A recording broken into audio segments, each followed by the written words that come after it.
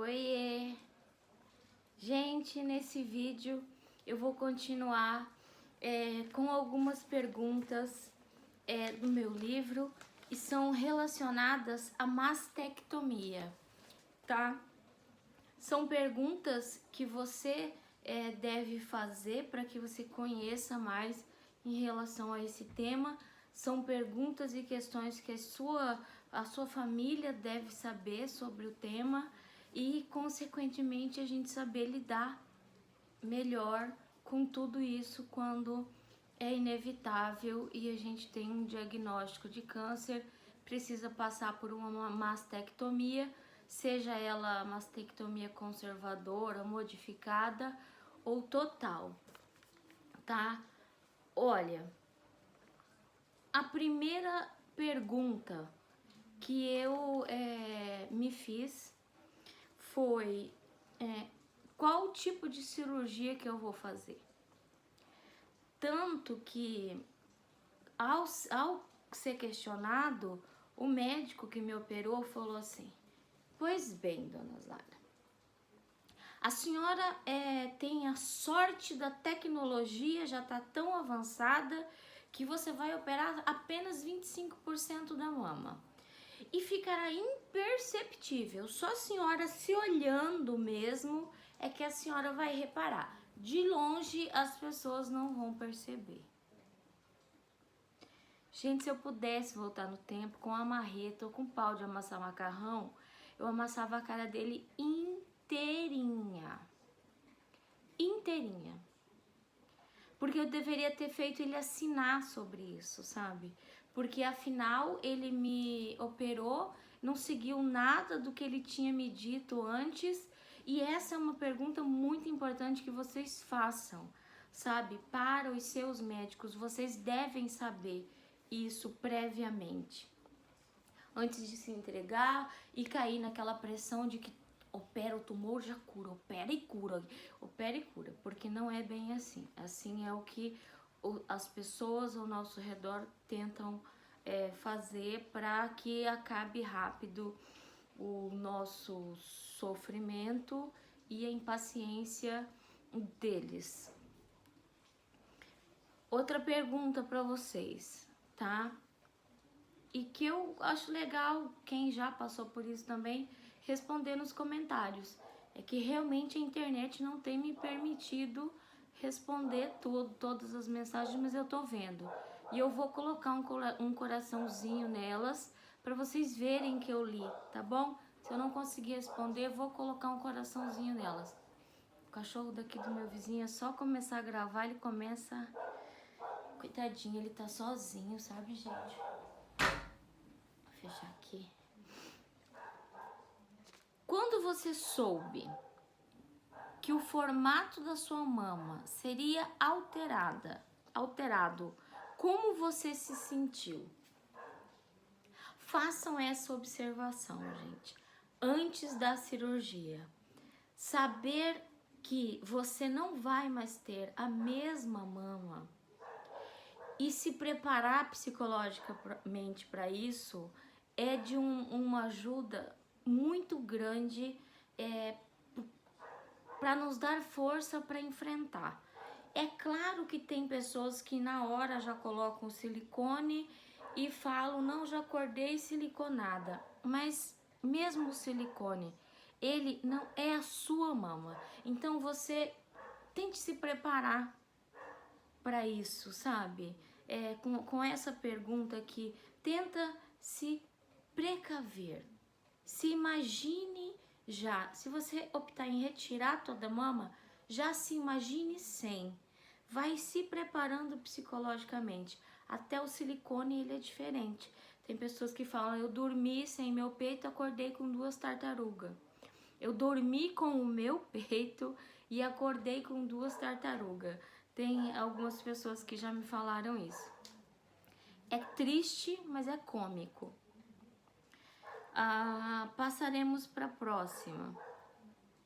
Bora lá, meninas, vocês podem responder também, tá?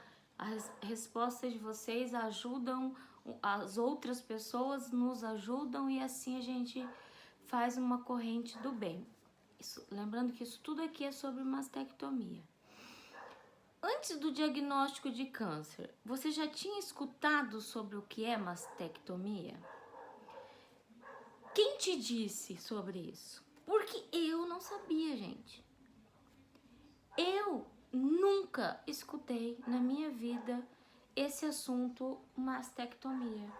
Era uma coisa assim, e que quando eu soube depois da cirurgia, porque eu fui muito pouco informada, eu falei, gente, eu poderia ter tirado os 2 peitos, porque isso não me é vaidade, sabe, gente? Depois desse trauma, sabe? E se eu tivesse me preparado psicologicamente, eu queria ter tirado as 2 mamas. Vocês sabem que essa é a minha escolha de hoje e sempre. Então, vale a pena até você que tá aqui assistindo e que caiu aqui no canal sem ter esse assunto na sua vida, se informa sobre o que é. É muito legal e importante, e é tão caloroso quando alguém fala, eu fiz uma mastectomia, e a pessoa sabe do que a outra tá falando. É legal, tá? Eu vou interromper o vídeo, gente, porque estou naquela campanha de vamos ultrapassar 10 mil inscritos e com a ajuda de vocês nós vamos chegar a 10 mil, 100 mil, 1 milhão. Nós seremos voz neste país. Então eu preciso que você faça 4 coisas que são de graça, tá? Deixa o seu like, se inscreva no canal, ative o sininho e deixa um comentário pra mim. Pode ser só uma carinha, tá? Essas 4 coisinhas são de graça, não custa nada, mas faz uma diferença imensa e na vida de quem tem um canal no YouTube, de quem grava todos os dias e procura compartilhar esse assunto com vocês, que eu sei que é tão triste, doloroso, e tamo junto, né, gente, nessa. Tamo junto de verdade, não é só aquela coisa de tamo junto e a pessoa tá no conforto da casa dela. Não, nós estamos juntos de verdade nessa batalha. Vamos lá. Para você que já passou por isso, o seu médico explicou com detalhes quais os riscos e as sequelas que uma mastectomia pode ocasionar? E para você que ainda não passou, pergunte. Pergunta quais são os riscos de uma mastectomia para ele. Quais são os benefícios de uma quadrantectomia, quais são os riscos de uma mastectomia e qual o nível do esvaziamento axilar que vai ser feito. Porque existe o nível 1, nível 2, nível 3. Tem pessoas que tiram só o linfonodo sentinela e em alguns hospitais de referência, eles tiram o linfonodo contaminado, gente, eu acho que até 3, pela mesma cirurgia. Eles colocam a pinça lá, eles tiram sem precisar fazer isso daqui. Aqui, esse cortão aqui, essa cirurgia gigante aqui. Então, pergunta isso. Afinal, se tem lugares fazendo cirurgia assim, se ele disser, não, nós testaremos apenas no início da cirurgia e aí vamos decidir, a gente não tem muito o que fazer, não é? Mas em exames de imagem, eles sabem sim, gente, quantos linfonodos lá estão visíveis, tá? Inclusive tem biópsia de linfonodos antes da cirurgia, que já é para eles começarem sabendo o que vão fazer. Então, pergunte desses riscos, porque eles falam, vamos operar, vamos tirar o tumor e eles não falam que eles podem ferrar com a gente, nos deixar paciente com necessidades especiais por causa do esvaziamento axilar. Eles deixam em segundo plano o esvaziamento axilar, sabe? Como se fosse uma coisinha danada, e o que ferra muitas das vezes é esse esvaziamento axilar. Vamos lá. Falando no bicho, né? No trem, como fala o mineiro. Você sabe o que é esvaziamento axilar? Se você fosse explicar para alguém, como você explicaria? E é como você gostaria de explicar que você tem que receber a explicação do médico. Entenderam? O médico, ele tem que te explicar que ocasionalmente, normalmente, quando você tem um câncer de mama, ele é bastante comum nesse local aqui. E por ele ser aqui,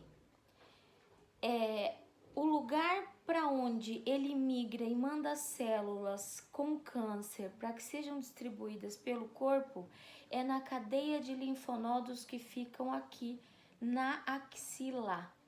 Então, as células daqui migram para os linfonodos que ficam aqui e eles, espertos que só eles, infelizmente, né? Nesse caso eu pediria que eles fossem burros, mas não, eles são soldados muito bem treinados, né?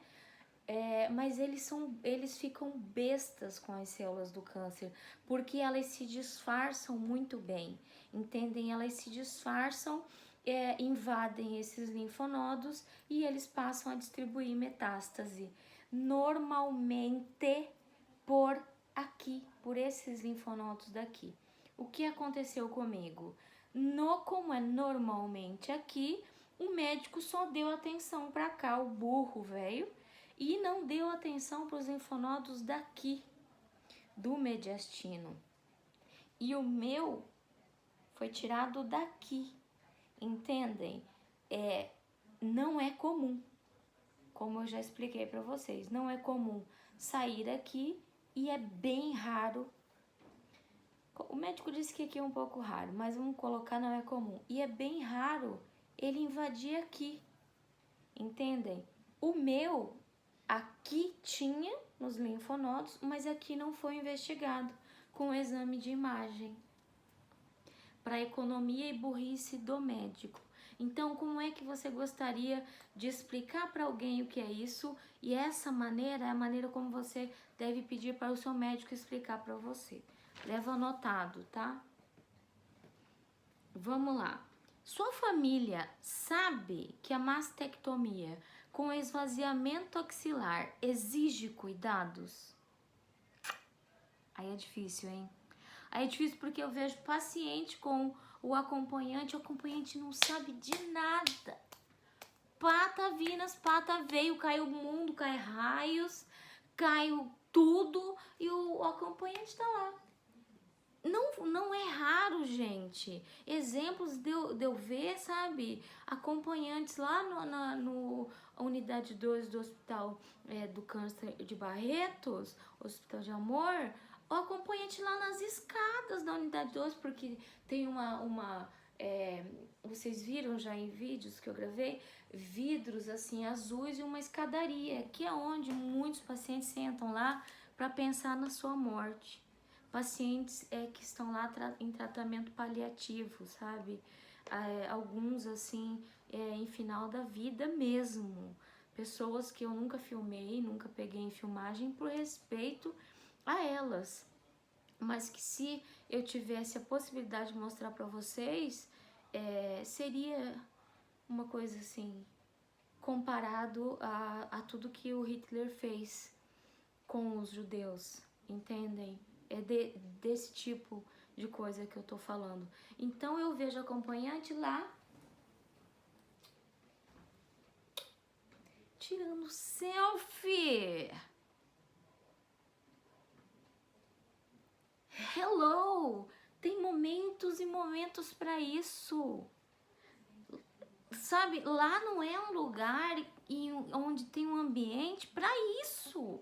Eu vejo muito acompanhante. E na unidade 1 tem um lugar lá onde tem carpa, que eu vejo o acompanhante correndo, o paciente andando lá atrás, às vezes com dores da artrite, artrose, tudo que químio causa, rádio causa, hormonoterapia causa, esses remédios causam, andando com dificuldade e o acompanhante correndo. É claro que o paciente não vai falar assim, pega esse celular, espatifa ele na parede para mim, por favor. Claro que o paciente não vai falar, porque o paciente é muito dependente, não é verdade? Mas eu avisei todas as pessoas, que foram 3, não é verdade? Meu marido, minha mãe e a minha filha. Vamos tirar foto. Nos momentos de tirar foto, eu já faço um diário de bordo sobre isso. Qualquer um pode ver que fica lá armazenado.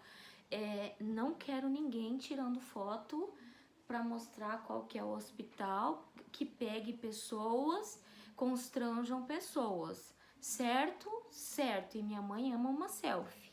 Se comportou bonitinha. A Camila não precisava muito falar, né? Quem mais eu vi que tirou selfies, assim, fotos, foi o meu marido.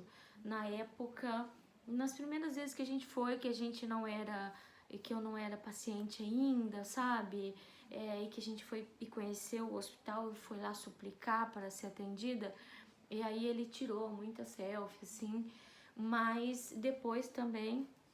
E aí a minha mãe, em alguns momentos, eu falei pra ela, mãe, tira, mas não tenta pegar as pessoas, porque não é o momento para isso. Isso tudo foi muito respeitado. Então, mas eu tenho liberdade para falar com meu marido, com a minha filha e com a minha mãe sobre isso, sem aqueles melindres, não é? Porque tem algumas pessoas, tem alguns parentes que você fala uma coisa, se ofende, fica com cara de bunda, você já tá lá naquele lugar que não é, você não tá lá para comemorar nada, não é verdade? E aí a pessoa fica com cara de bunda, fica emburrada, aí já danou-se, né? Então danou-se. Por isso que eu falo que é importante esse livro, gente. Porque a pessoa vai preencher ele e qualquer um vai ter acesso aos seus pensamentos, aos seus sentimentos, sabe? Tem coisas que eu não vai precisar falar. Vamos lá. Vamos encerrar esse vídeo com dicas. Para a cirurgia, meninas, vocês que não fizeram ainda, leve a garrafinha. Sim, é aquela garrafinha que eu falo, que eu já mostrei aqui, é aquela que eu uso, sabe? Aqui tem o canudinho que vai lá no final e sai até a ponta. Mas veja bem, não é qualquer uma que consegue ser vedada. Você tem que ter uma garrafinha que você consiga fazer isso, isso, isso e ela não te derrame. Numa loja de departamentos, que eu não sei se eu falo, gente, o YouTube vai e tenta me bloquear, sabe? Mas é uma loja de departamentos que tem um R bem grande, tem normalmente uma cor verde. Lá vende essas garrafinhas e elas são muito top, elas não derramam. Porque quando você tá operado, é como se, além de ter um elefante em cima de você, isso tudo dói, tá em carne viva. Então, imagina você fazer esse movimento para tomar aquela água no copinho plástico, não dá. Então essa garrafinha é o seguinte, a garrafinha vai até você, ela não derrama e aí você, a pessoa que tá te acompanhando, puxa o biquinho dela e você toma sua água de boa, de boa. Eu tinha muito medo de tomar água porque eu tinha que fazer xixi, sabe? Toda vez que levantava doía muito. Mas toma com moderação, porque você já tá tomando soro, né? Mas seca a boca, um golinho, 2 golinhos, o soro já tá te hidratando, então essa é uma dica. Leve um travesseirinho para deixar os braços do lado operado ou dos lados operados na altura do corpo. Isso ajuda a desinchar o braço. Ajuda muito, gente. E isso foi meu instinto quem me disse. Não foi ninguém. Eu ganhei um travesseirinho. Eu gosto muito dessas coisinhas, vocês já viram, né? Eu gosto muito de travesseirinho rosa, coisinha rosa, bottom rosa. Eu gosto de coisas, detalhes personalizados, coisas que têm história. E a minha afilhada, as minhas 2 afilhadas foram numa festa de aniversário e a lembrancinha era um travesseirinho. Ai, eu guardo com tanto amor e carinho ele. Era um travesseirinho assim, escrito o nome da menininha e era tema fazendinha. Aí eu peguei e eu insistia nessas meninas pra elas me darem, porque elas ganharam 3. E elas cuidam das bonecas dela, tudo, e eu queria aquele que sobrava.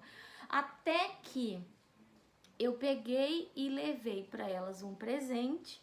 E aí elas chegaram com esse presente para mim lá na casa da minha mãe. E foi assim, gente, questão de 2 a 3 semanas eu recebi o diagnóstico de câncer de mama. E quando eu saí, arrumei as coisas de casa, eu falei, eu vou levar esse travesseirinho. Levei o travesseirinho, falei, esse travesseirinho vai ser meu mascotezinho. E aí, gente, quando eu saí da sala de cirurgia, que eu fui pro quarto e tava naquela situação de dor, minha mão desse tamanho, eu falei, maninha, meu travesseirinho. E ele tava aqui assim, sabe? Ele ficava aqui assim. Eu ficava pensando muito nos elos, sabe? Daquele travesseiro. Falei, maninha, meu travesseirinho. E ele deu certinho aqui no meu braço. Vocês sabem que em enfermaria não sobra muita coisa, né? Então leva, gente. Ou então, se você não levar, se você não tiver como, enrola uma toalha, enrola um agasalho e deixa o braço um pouco acima do seu corpo. Funcionou muito bem. Aquele inchaço que faz latejar e doer, sabe? Todo melhorou muito, muito. Não totalmente, porque eu já tive princípio de linfedema no hospital mesmo, né? Mas funciona muito, muito, muito, gente. Terceira e última dica. Peça medicação para dor. Isso não é crime. Gente, crime é quem não dá medicação para dor.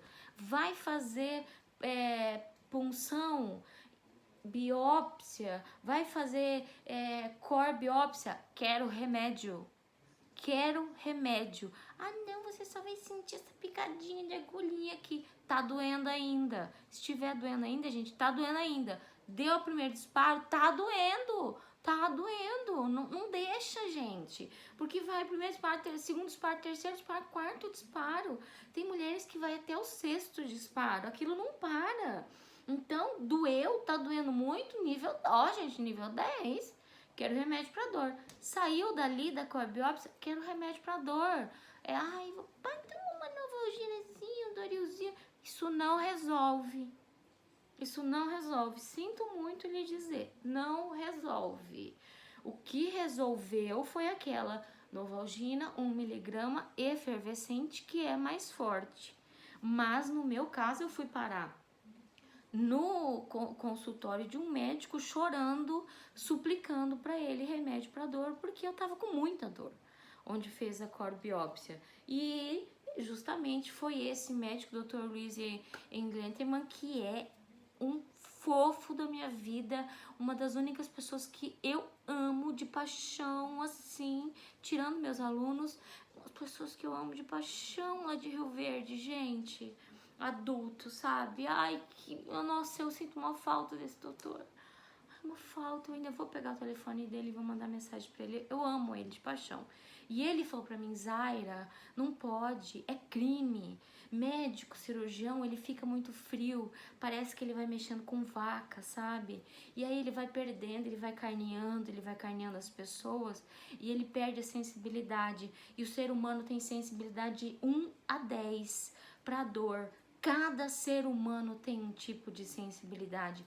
Nós somos únicos, então a sua dor pode não ser a minha. Eu me coloco muito no seu lugar porque a minha filha é assim. Ele disse pra mim. E aí ele me passou Toragesic. YouTube, pelo amor de Deus, não é propaganda, eu só tô contando. E aí ele me passou o Toragesic, que foi o que me ajudou pacas mesmo. Assim, eu consegui respirar depois da corbiópsia, porque até então eu tava só aprendendo a respiração. E aí, vamos lá. Peça remédio para dor. Não sofra por coisas que podem ser amenizadas, pelo amor de Deus. Teve a cirurgia, antes da cirurgia já fala, doutor, eu não quero sentir dor. Doutor, o meu nível de dor é tal. Você se conhece, não é verdade? Você sabe quando você bate um dedo, que tanto que ele dói. É só você fazer esse paralelo. É um paralelo muito doido, mas bater o teu dedo, ele vai... Você já viu outra pessoa batendo o dedo? Então, tem gente que bate o dedo e... Ai, meu dedo, ai, meu dedo. Tem gente que bate o dedo e fala, ai, bate meu dedo. Não é? É assim. Então, peça antes da cirurgia. Eu quero remédio para dor, não quero sentir dor, doutor. Aí, deixa o receituário. Se eu deixo o receituário, fala pro seu acompanhante, cobra. Quando ele vir, quando ele me levar no quarto, porque o médico precisa te deixar no quarto e entregar você na cama, né? Precisa, né, gente? Essa é a teoria. Não é verdade? Peça pro seu acompanhante fiscalizar que remédio que deixou de quanto em quanto e se não resolver, qual que vai tomar, qual Novalgina, dipirona, nos intervalos. E se você se sentir bastante inseguro em relação a isso, eu tenho uma dica para você. Eu tenho uma dica, eu não sei se eu posso dar porque eu não sou da formação médica, mas eu vou fazer uma contação de uma história. Era uma vez, gente, uma pessoa foi operada, sabe? E aí ela sentia muita dor porque o médico dela não dava nada pra dor. O médico dela era muito ruim, ele era muito ruim. Ele torturou muito essa pessoa. E essa pessoa confiava muito em médico. Essa pessoa acreditava muito. Aí, uma pessoa próxima dessa pessoa que foi operada falou assim: diz que tem um remédio que cirurgião plástico usa no intervalo das medicação forte. É um remédio que chama Lisa. E funciona muito bem para dor. E aí, gente, foi quando essa pessoa parou de chorar.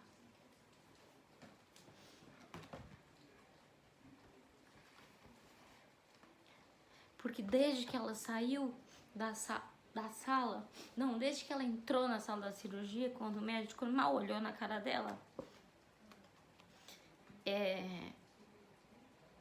ela não tinha parado de chorar. E foi isso que deixou ela um pouquinho mais sustentada, porque ela não recebia a medicação certa que ela deveria receber. Uau, que chato isso, Zaira, você chora, não pode chorar, menina. Grande beijo, fundo do coração. Força aí, gente, ó, vamos que vamos. Só quem precisa sair de casa, tá? Lavar muita mão, não abana a roupa, gente. Desinfeta a casa com água sanitária bem pouquinho, pra não fazer mal pra você o cheiro. Se cuida, não sai na rua sem máscara, pelo amor de Deus. Levando a sério sempre. Vamos parar e vamos ver o que aconteceu nos outros países extremamente desenvolvidos, gente. E nós aqui no Brasil não somos.